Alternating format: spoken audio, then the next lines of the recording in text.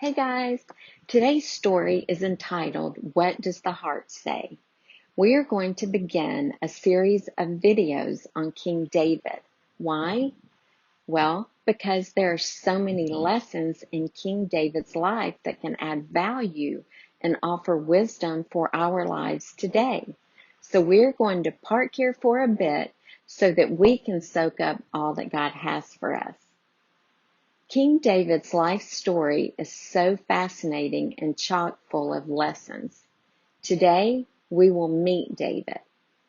David first enters the scene in 1 Samuel 16:12. This chapter begins with Samuel mourning the downfall of King Saul. God tells Samuel to basically snap out of it and go anoint his next choice. So he sends him to see a man named Jesse in Bethlehem. God had already chosen one of his sons to be the next king of Israel. Samuel was frightened that King Saul would find out and kill him, so God gave him a cover story. He was to go offer up a sacrifice to the Lord with Jesse and his family, and then meet all of his sons. God said, I will tell you which one to anoint. So Jesse proceeds to introduce his sons to Samuel, beginning with his oldest. The oldest was good looking and very strong. Samuel felt that surely this must be the one, but God said no. God says in verse 7, do not look at his appearance, for I have rejected him. It goes on to say, the Lord does not look at the things people look at.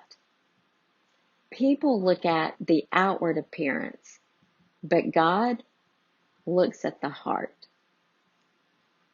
He judges by faith and character, not by appearance as the world does. As Samuel met each of his sons, God said no to every one of them. Samuel said to Jesse, are these all the sons you have?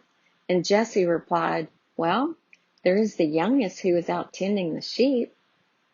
He said, go get him. We will not sit down till he arrives. So David came in, and God said, he's the one. See, it says in God's word, 1 Corinthians 1:28, he chooses what the world thinks is unimportant and what the world looks down on and thinks is nothing, in order to destroy what the world thinks is important. God likes to use the most unlikely people to do great things for him. It is believed by many Bible scholars that David may have been a half-brother and had no right to any inheritance. Could that explain why he wasn't included in the original introductions? Could it be why he was left in the field during the sacrifice to God? Could it explain why his brothers hated him? Maybe. God chose this teenage shepherd boy to be the next king of Israel, a seemingly unlikely candidate, right? While he was described as a handsome, healthy boy, he had no formal upbringing or training for such a position, yet God still chose him. Samuel immediately anointed him, and the Spirit of God was upon him. So what are the top 3 takeaways in today's story? First, the Lord does not look at appearances, he looks at the heart. 2, God chooses the most unlikely. And 3, the calling isn't always an immediate position. So how does this anointing story relate to us today? First, while God wants us to take care of our bodies, his temple, he does not look at appearances. God is looking at our heart. He is searching for his place in it.